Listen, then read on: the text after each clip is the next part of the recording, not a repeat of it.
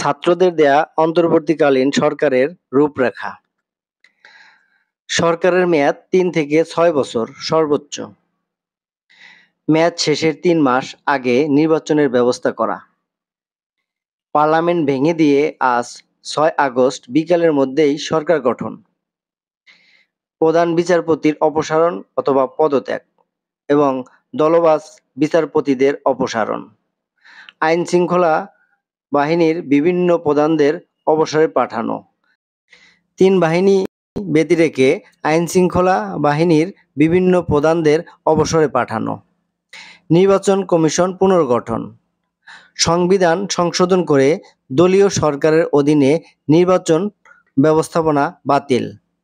সরকারের সকল চুক্তিভিত্তিক নিয়োগ বাতিল।